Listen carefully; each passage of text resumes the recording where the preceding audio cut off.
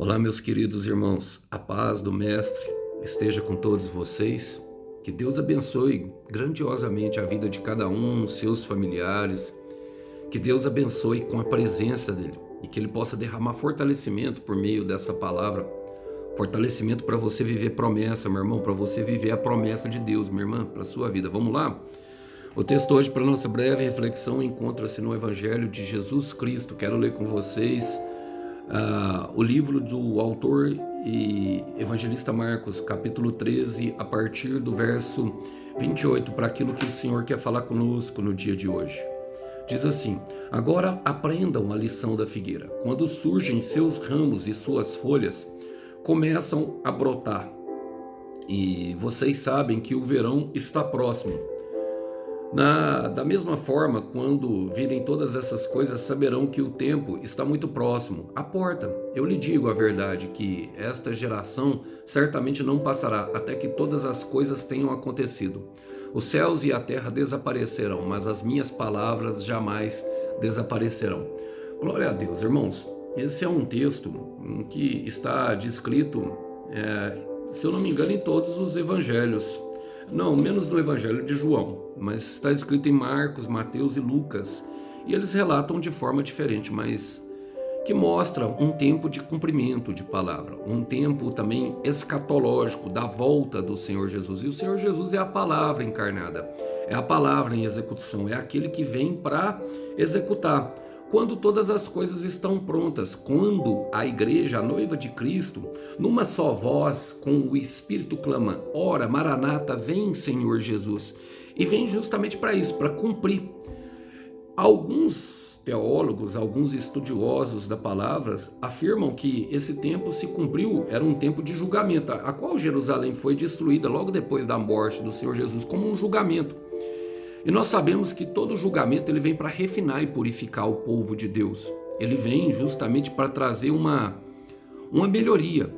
E nós percebemos através dessas palavras, até mesmo aquilo que ele falou antes, sobre ver o Filho do Homem, os anjos do céu andando como luz, sabe, recolhendo, ajuntando, reunindo os seus escolhidos depois de um período de angústia, que significa um período de preparo. Pensando nisso, quero fazer as aplicações pertinentes a esse versículo que eu li com vocês. Vamos lá? Falar assim: agora aprendam a lição da figueira. Quando surgem seus ramos e suas folhas começam a brotar, vocês sabem que o verão está próximo. A lição da figueira, irmão, a figueira, ela sempre foi associada ao povo de Israel. Nós somos a Israel de Deus. E ele está falando justamente sobre um período que eles passariam, um período de angústia extrema, e fala do inverno da alma. E todas as estações, elas são extremamente importantes para aquilo que se refere ao amadurecimento do fruto. Todas elas, mas ele está falando agora que é um tempo onde começa a brotar, e normalmente esse tempo aqui é o da primavera, e começa a surgir os ramos e as suas folhas, ou seja, o broto começa a aparecer, e tudo aquilo que estava escondido dentro da terra, ou seja, tudo aquilo que era uma semente, começa de fato a ser evidenciado, começa a ser notado, até mesmo para as pessoas. Logicamente o Senhor não está falando de agricultura, irmão, ele estava falando, ele usava tudo isso, as realidades da época, para fazer uma analogia às pessoas, para que elas pudessem ver, ter sabedoria no tempo e entendesse e aprendesse a contar com sabedoria o tempo que elas estavam passando, para não perderem. Porque o inimigo, irmão, ele rouba durante a colheita. E o tempo de verão é o tempo de colheita. Na Palestina, ele acontece justamente entre maio e outubro. Justamente o tempo que nós estamos vivendo agora, irmão. No lugar onde o Senhor Jesus fala, era um tempo de colheita. Era um tempo onde não havia muita precipitação de chuvas, portanto, bem poucas chuvas mesmo. Então, eles aproveitavam aquele tempo para colher os frutos, porque já estava aparecendo os ramos e os frutos ficariam maduros para a colheita. E eu creio que muitos irmãos estão passando por esse período. Eu creio que muitos irmãos vão viver promessas. Eu creio que muitos irmãos têm passado pelo fogo da aflição de Deus para preparar os seus corações e estarem prontos quando tudo aquilo que Deus prometeu se cumprir. Eu quero repetir isso, para estiverem prontos para tudo aquilo que o Senhor Deus prometeu se cumprir. Em João 4, Jesus fala para os discípulos: vocês costumam dizer, daqui a 4 meses teremos a colheita. Mas olhem e vejam os campos. O que foi plantado já está maduro e pronto para a colheita. Os discípulos tinham saído, irmão. Esse João 4 fala do texto da mulher, do tanque de Samaria. Os discípulos tinham saído para buscar comida. E eles queriam que Jesus comesse de todo o tempo. E o Jesus olha e fala assim: olhai e vede os campos. Porque ele estava falando de uma colheita espiritual, irmão, de algo que estava pronto para acontecer, e é o que acontece. A mulher deixa o cântaro, e deixar o cântaro fala justamente de deixar uma vida toda para trás, de ter uma vida transformada, de viver um novo tempo de Deus. E começa a anunciar o nome de Jesus, começa a viver o propósito dele para a vida dela. E eu creio que muitos estão prontos, irmão. Olhai e vejam os campos brancos. Eu quero repetir: olhai e vejam os campos brancos que estão prontos para a colheita. Irmão, já está próximo. Minha irmã, já está próximo. E o que nós devemos fazer? A palavra vai dando algumas instruções e eu quero chegar lá. Ele fala: da mesma forma, quando virem essas coisas, saberão que o tempo está muito próximo. A porta. A porta quer dizer que está bem acessível, irmão. A porta quer dizer que já vamos poder contemplar. No tempo de cumprimento de promessa, irmão, será explícito os sinais. Que sinais? Ele dá alguns exemplos ali, irmão. A lua se converterá em... A lua não dará a luz, e os sinais no céu serão evidentes, o sol será abalado, as forças... Ele fala em algumas estrelas do céu cairão, falando sobre os anjos. Eles são normalmente colocados como estrela do céu, e os poderes do céu serão abalados.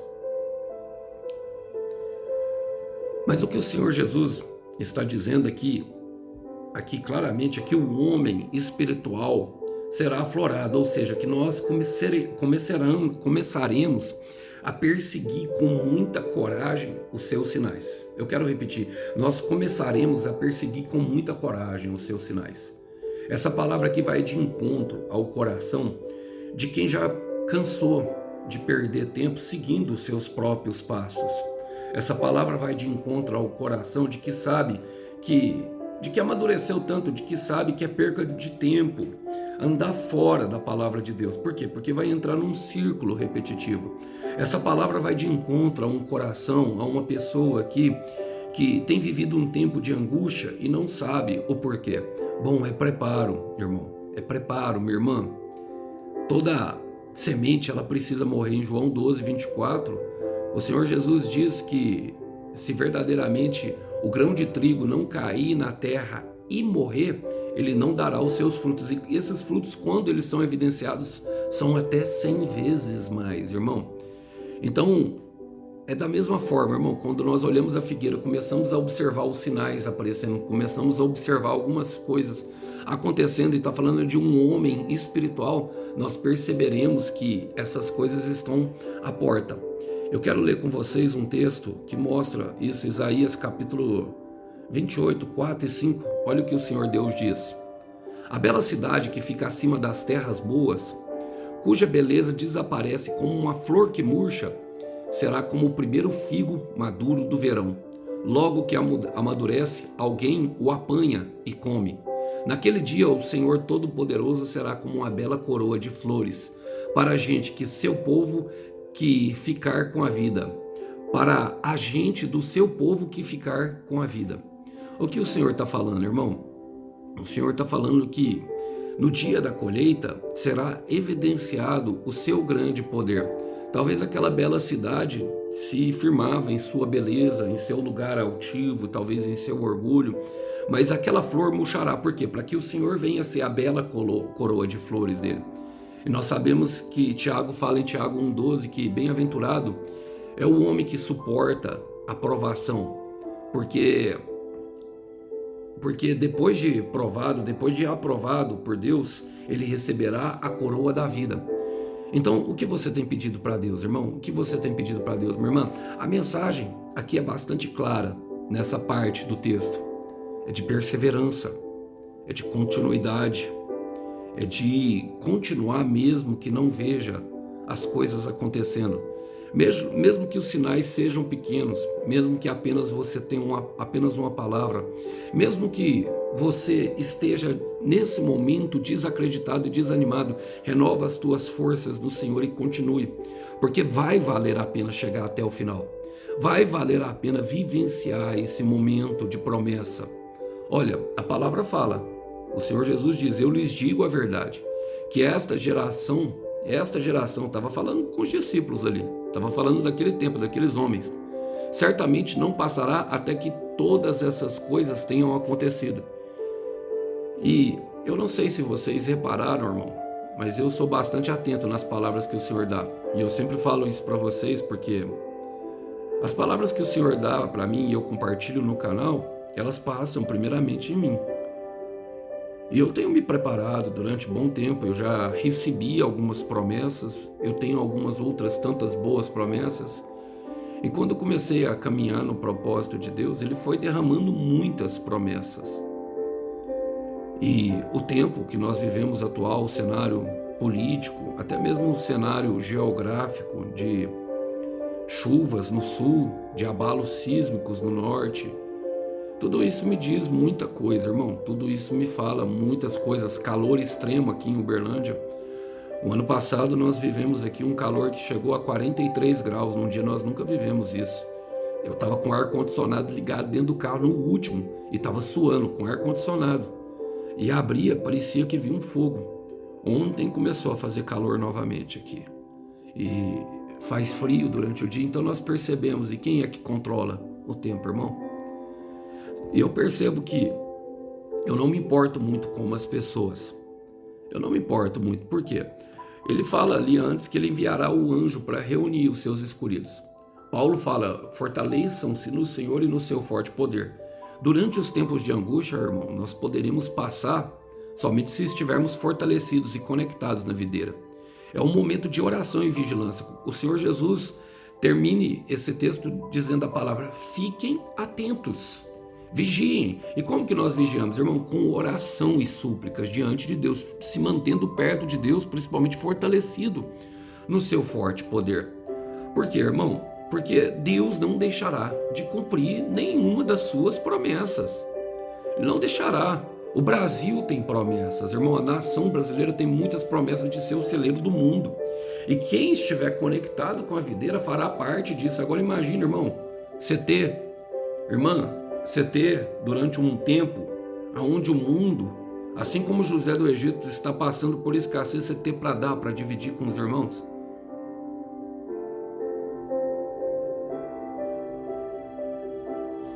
Deus é poderoso para te transformar em ter uma dispensa cheia. Deus é poderoso para te dar aquilo que você tem pedido para Ele. Deus não deixará de cumprir nenhuma das suas promessas. Mas é um tempo de estar atento. E quando eu comecei a mencionar isso, as palavras que o Senhor tem me dado é de despertamento, vigilância e atenção. Se vocês observarem no canal ao longo do tempo aí, o Senhor tem me dado muitas palavras sobre vigilância.